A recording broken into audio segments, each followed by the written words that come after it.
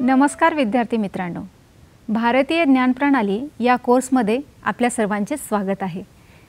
आपण सर्व भारतीय परंपरेचे वारसदार आहोत, जेथे हजारो वर्षांपासून ज्ञान संवर्धन आणि ज्ञान विकसनाची परंपरा जपली गेली आहे।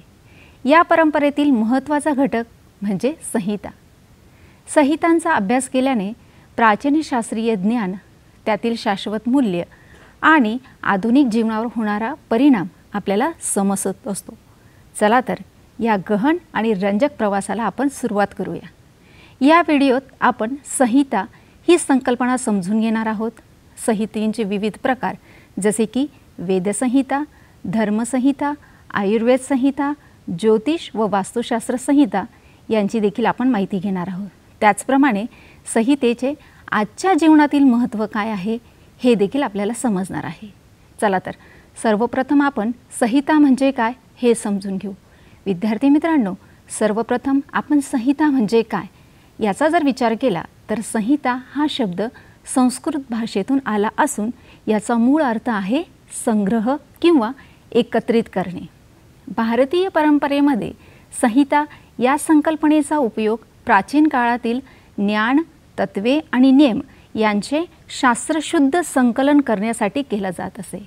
संहितेचा उद्देश काय आहे तर ज्ञानाला संरक्षित करणे म्हणजेच त्याचे जतन करणे, विषयानुसार त्या ज्ञानाचे वर्गीकरण करणे, जेणेकरून ते सर्वसामान्यांपासून विद्वानांपर्यंत उपयुक्त ठरेल। आता आपण संहितेचे स्वरूप याबद्दल चर्चा करूया। संहिता हा शब्द व्यवस्थित मांडणी किंवा संग्रहित ज्ञान दर्शवितो। यामध्ये विविध तत्वे आणि नियम स्पष्ट पद्धतीने संकलित केलेले जातात। या ज्ञान संकलनामुळे वेगवेगळ्या क्षेत्रातील आवश्यक ज्ञान एका ठिकाणी सुसूत्र पद्धतीने उपलब्ध केलेले असते। संहितेचा उद्देश केवळ ज्ञान साठविणे नाही, तर त्या ज्ञानाचा उपयोग व्यक्तिगत, सामाजिक आणि शास्त्रीय प्रगतीसाठी सुद्धा आहे। उदाहरणार्थ, वेदसंहितांमुळे धार्मिक जीवनातील अनुशासन निर्माण झाले।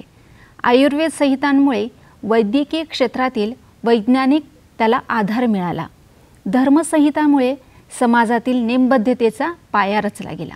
यानंतर आपण संहितेची व्याप्ती आणि प्रकार याबद्दल जाणून घेऊ। भारतीय परंपरेतील संहितांचा विस्तार विविध ज्ञान क्षेत्रांमध्ये आहे। प्रत्येक क्षेत्रासाठी वेगवेगळ्या संहितांमध्ये ज्ञानाचे संकलन करण्यात आलेले आहे। आता आपण या संहितांचे प्रकार समजून घेऊया। सर्वप्रथम आहे वेदसंहिता। वेदसंहिता म्हणजे प्राचीन वेदांमधील मंत्र, स्तोत्रे आणि सूक्तांचा संग्रह। वेदसंहितांमध्ये आध्यात्मिक, सांस्कृतिक आणि वैज्ञानिक दृष्टिकोनातून जीवनाचे मार्गदर्शन केले आहे। वेदसंहितांचे 4 प्रमुख प्रकार आहेत। आपण ते एक एक करून समजून घेणार आहोत। पहिला आहे ऋग्वेद संहिता। यामध्ये प्राचीन स्तुतिपर मंत्र आहेत, ज्यात निसर्गाच्या विविध रूपांचे गुणगान करणारे मंत्र यामध्ये समाविष्ट करण्यात आलेले आहेत।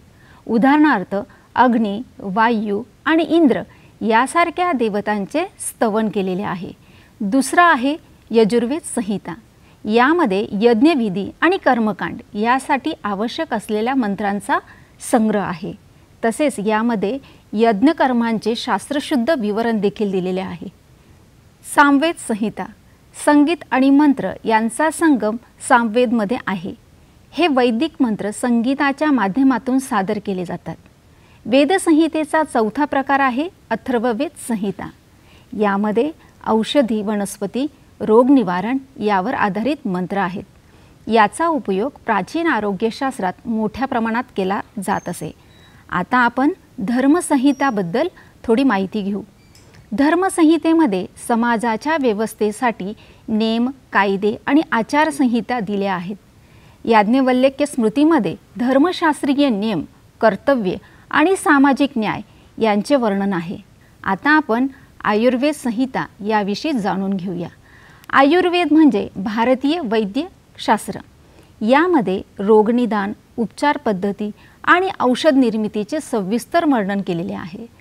चरक संहितेत औषध निर्मिती तसेच विविध आजार आणि त्यांच्या उपचारावर आधारित माहिती दिलेली आहे। यानंतर आपण ज्योतिष आणि वास्तुशास्त्र संहिता या महत्त्वपूर्ण भागाकडे वळूयात। भारतीय परंपरेत ज्योतिष व वास्तुशास्त्र संहितांना महत्त्व आहे. बृहत पराशर होणाशास्त्र, फलदीपिका, बृहत जातक यासारख्या ज्योतिषशास्त्र संहितेत ग्रह, नक्षत्र व त्यांचा जीवनावर होणारा प्रभाव तसंच जन्मपत्रिका, शुभकाळ व भविष्यकथन यांचे मार्गदर्शन केलेले आहे.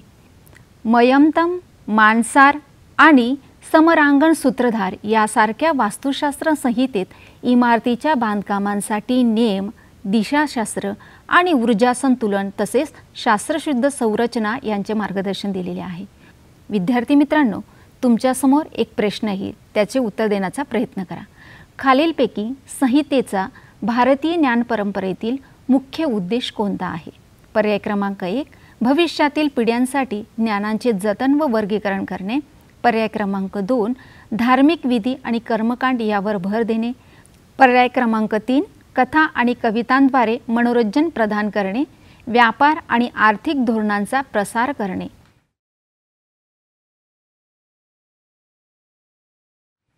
योग्य उत्तर आहे पर्याय क्रमांक 1, भविष्यातील पिढ्यांसाठी ज्ञानांचे जतन आणि वर्गीकरण करणे.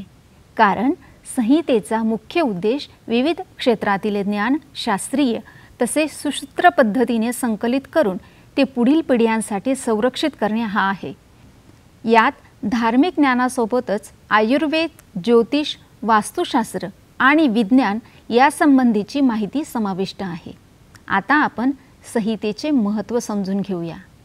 विद्यार्थी मित्रांनो, प्राचीन भारतीय परंपरेतील संहितांना महत्त्वाचे स्थान आहे.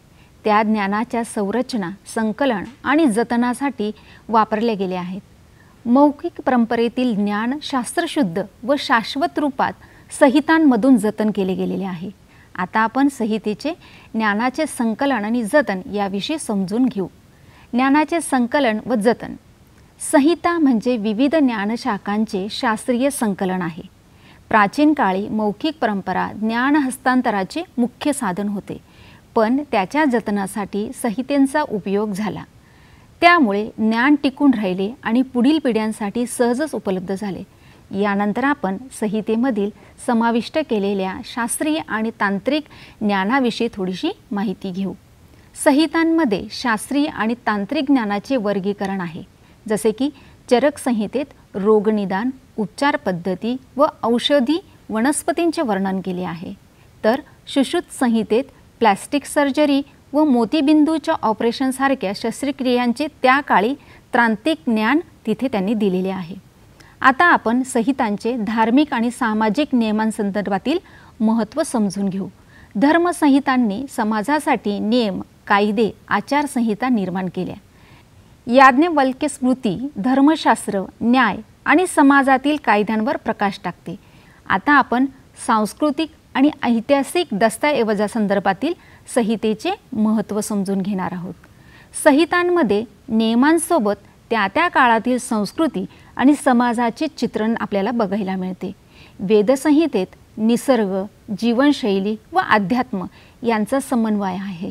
रामायण व महाभारत यासारख्या भारतीय समाजाचे सांस्कृतिक, धार्मिक आणि नैतिक मूल्यांचं प्रतिबिंब असून त्या काळाच्या राजकीय, सामाजिक व कौटुंबिक जीवनाचे आपल्याला तिथे दर्शन घडते. यानंतर आपण व्यवस्थापन निर्माण करण्यामध्ये संहितांचे महत्त्व काय होते हे जाणून घेणार आहोत.